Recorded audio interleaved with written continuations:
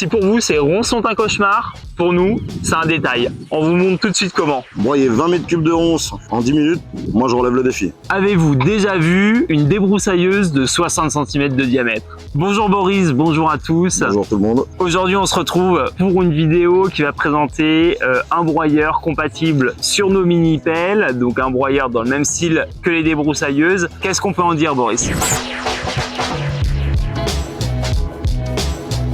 On peut dire quelque chose d'efficace et simple. Pourquoi? C'est 3 couteaux forgés sur un axe et sur un plateau de 60 cm avec une large ouverture qui permet d'avaler très facilement les ronces. Le tout branché sur l'hydraulique de notre machine qui est compatible avec la tâche rapide.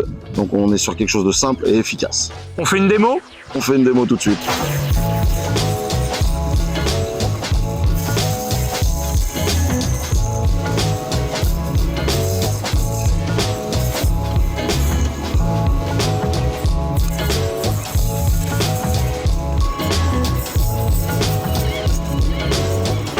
Merci pour ce petit essai Boris, ça nous donne une idée de comment est-ce qu'il fonctionne. Qu'est-ce que vous pouvez nous dire de plus sur ce broyeur?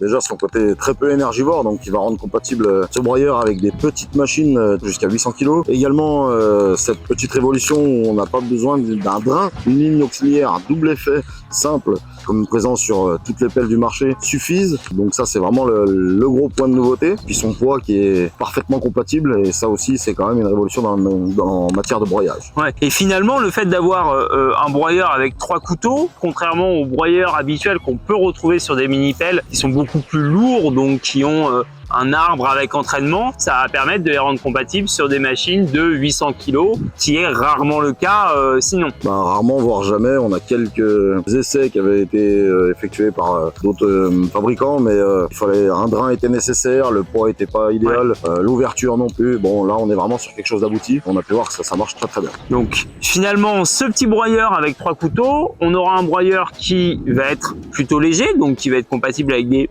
petites pelles, sans risque de basculement, sans contrepoids. Exactement. Qui ne va pas nécessiter de drain, donc qui va se brancher directement sur la ligne hydraulique auxiliaire en double effet, besoin que de 2 flexibles au lieu de 3 sur des broyeurs classiques, et ça c'est grâce à la fuite interne qu'il y a à l'intérieur du moteur. C'est ça, on peut voir ici qu'on a un clapet anti-retour qui peut assurer le fonctionnement du drain interne du moteur. Ça veut dire que si jamais le broyeur bute sur quelque chose, ça ne va pas créer de problème. C'est ça, ça va être utile dans 2 situations. S'il se bloque, s'il bute contre quelque chose qui va arrêter net la rotation, on va pas avoir de coup de bélier dans l'hydraulique. Et notamment quand on arrête à pleine vitesse la commande du broyeur qui va pouvoir finir sa course gentiment sans qu'il y ait une surpression interne.